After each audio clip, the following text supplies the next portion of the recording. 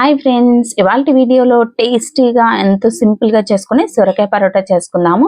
ముందుగా అరచక్క సొరకాయని ఇలా తురిమేసుకోండి. లేతదైతే గింజలు లేకుండా ఉంటుంది కదా, తురుముకొని పక్కన పెట్టేసుకున్న తర్వాత మిక్సీ జార్లోకి కారంకి తగ్గట్టుగా పచ్చిమిర్చి 1 ఇంచు అల్లం వేసుకొని కచ్చపచ్చగా గ్రైండ్ చేసుకోండి.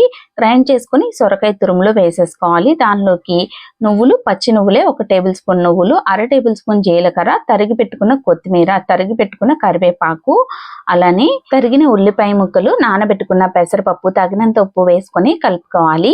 పెసరపప్పు 1 అరగంట పాటు నానబెట్టింది వేసుకోండి. పెసరపప్పు బదులుగా మీరు పచ్చిశనగపప్పు అయినా వేసుకోవచ్చు. కానీ ఎండాకాలం పెసరపప్పు అయితే ఒంటికి చలవ చేస్తుందండి. పప్పులు నచ్చకపోతే స్కిప్ చేయండి. కానీ తినేటప్పుడు అక్కడక్కడ తగులుతూ టేస్ట్ అయితే బాగుంటాయండి. ఇలా మొత్తం అన్ని మిక్స్ చేసుకున్న తర్వాత 1/2 కప్పు జొన్న పిండి, 1/2 కప్పు బియ్యం పిండి తీసుకొని కొద్దిగా చొప్పున వేసుకుంటూ తడి అంతా మిక్స్ అయ్యేలాగా బాగా కలుపుకోవాలి. పిండి ఇంత క్వాంటిటీ అని చెప్పలేమండి, ఎందుకంటే సొరకాయలో ఉండే తడిని బట్టి. మనకి లేత సొరకాయ అయితే ఎక్కువ తడిగా ఉంటుంది కదా, వాటర్ ఎక్కువ వస్తుంది. ఇలా మనకి పిండి అనేది కొద్దిగా వేసుకుంటూ చపాతీ ముద్దలాగా అయినంత వరకు తగినంత పిండిని అది కొద్దిగా ఇది కొద్దిగా చొప్పున వేసుకుంటూ కలుపుకోవాలి. ఇలా ఫైనల్ గా కన్సిస్టెన్సీ ఈ విధంగా రావాలి. చపాతీ పిండిలాగా మరీ గట్టిగా కాకుండా కాస్త సాఫ్ట్ గా కలిపేసుకొని మూత పెట్టుకొని 10 నిమిషాలు పక్కన పెట్టుకొని నాననివ్వాలి.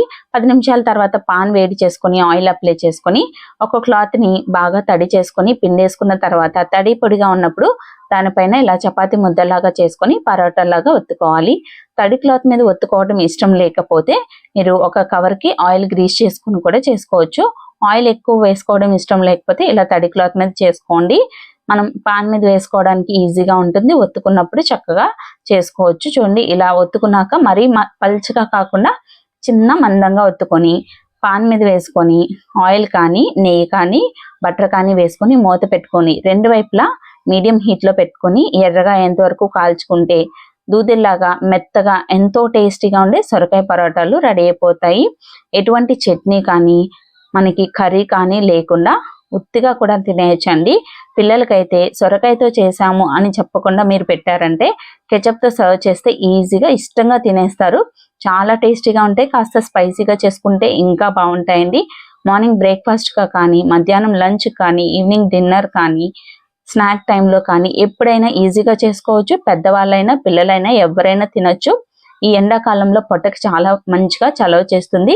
ఎంత మెత్తగా కుదురుతాయంటే అప్పటికప్పుడు చేసుకున్నా కూడా టేస్టీగా తినేయచ్చు. మరి ఈ సింపుల్ సొరకాయ పరోటా బ్రేక్ఫాస్ట్ మీకు నచ్చితే తప్పకుండా మీరు కూడా మీ ఇంట్లో ఒకసారి ట్రై చేయండి. ఎటువంటి చట్నీలు లేకపోతే మామిడికాయ ఊరగాయ ఉంటుంది కదా, దానిలో కొద్దిగా పెరుగు వేసుకొని సర్వ్ చేసుకున్న చాలా బాగుంటుందండి తినడానికి. మరి ఈ సొరకాయ పరోటా మీకు నచ్చితే ట్రై చేశాక నచ్చితే ఒక లైక్ చేసి షేర్ చేయండి. Thank you for watching.